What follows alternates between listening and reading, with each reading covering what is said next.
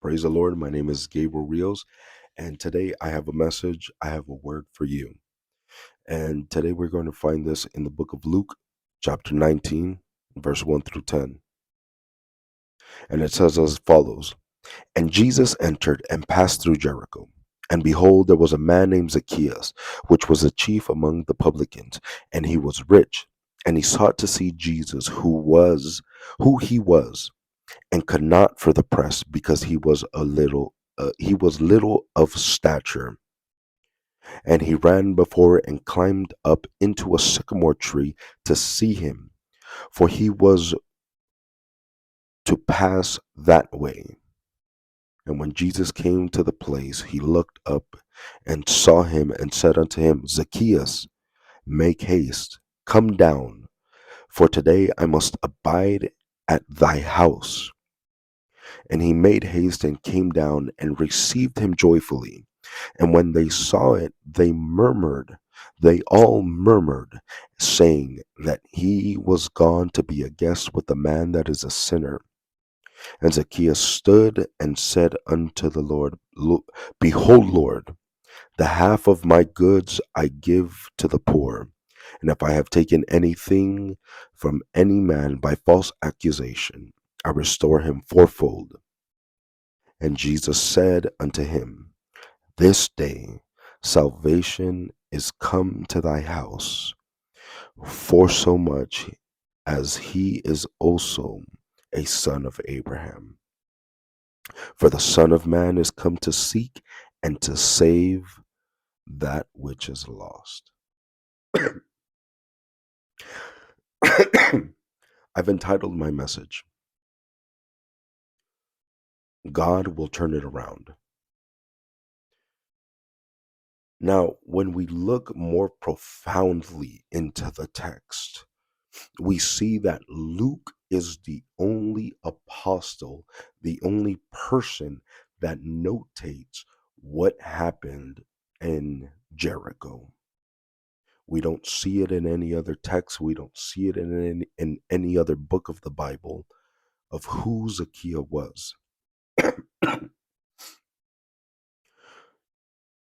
Luke was being guided by God to be able to show us something that us as Christians, us as believers need, something that we need to know, something that we need to understand.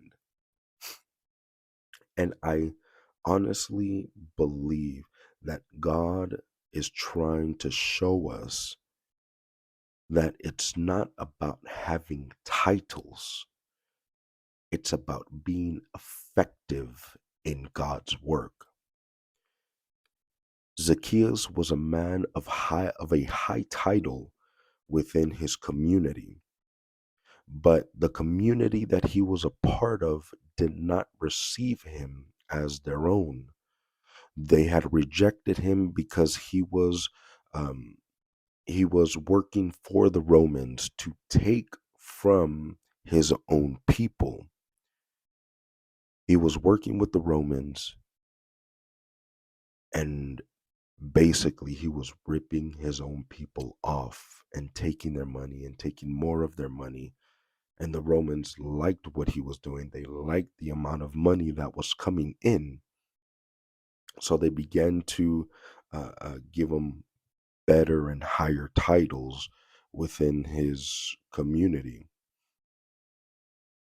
Now, we understand that he heard who was Jesus.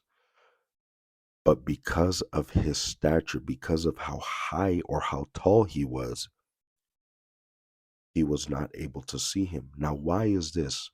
Everywhere Jesus went, there was always a great multitude around him. It wasn't just Jesus by himself. It was never just Jesus by himself or just Jesus and his apostles. His disciples. It was always Jesus and a great multitude, because they knew that people can receive a miracle when they are near Jesus. People know that they can receive a miracle when they are around Jesus, when they begin to acknowledge who Jesus is. that he is the one that does the miracles. He is the one that makes the miracles, and he is the one that brings the blessings wherever he goes. Now there was this great multitude surrounding Jesus, and Zacchaeus knew that he had to see him. There was no way that Jesus was going to pass by and that Zacchaeus was going to miss out. He had to go up into a tree because of his short stature. Now, isn't it funny? He was short physically, but he was high uh, in an employment level. We understand that Zacchaeus had to go out of his way to seek or to find or to see Jesus. Jesus knew who Zacchaeus was by name because he says, Zacchaeus, make haste and come down. For today I need to be in your house.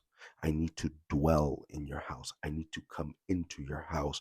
And that is what God is trying to speak to us. That is what God is trying to tell us. I need to come into your heart. You are seeking me. You are looking for me. I need to come into your life because there needs to be a change. There needs to be a turnaround because God has something special for you. God has something different for you. You've been uh, um, living in a place of rejectment. You've been living in a place of where people were rejecting you, where people despised you. But now it's time for God to turn things around. It's time for God to move you into something different that's going to help you and not leave you forsaken. But there are always going to be haters. Always going to be haters. There's always going to be people that is going to see that Jesus is coming into your life. There's always going to be people that can see that Jesus is going to make a way and Jesus is going to pour out of his blessing into your life. Now, we see and understand that in the book of Psalms, chapter 23, it says, Thou prepares a table before me in the presence of my enemies. So God begins to prepare things for you in the presence of all your haters. So, in order for you to get blessed, in order for you to receive what God has for you, your enemies are going to be around to see it. The people that are hating on you are going to be around to see it, and that's okay. That's okay because that means that there is something great that's coming. There is something big that people cannot understand and comprehend. Why is that happening to you?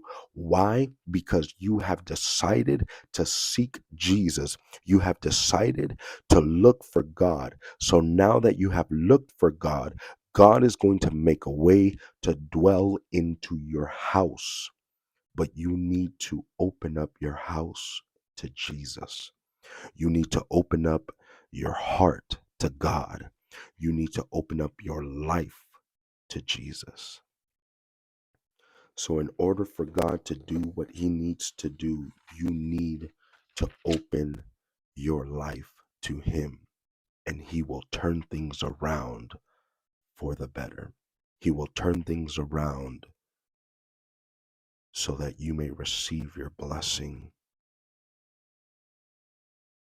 Salvation has come to your house. God bless you.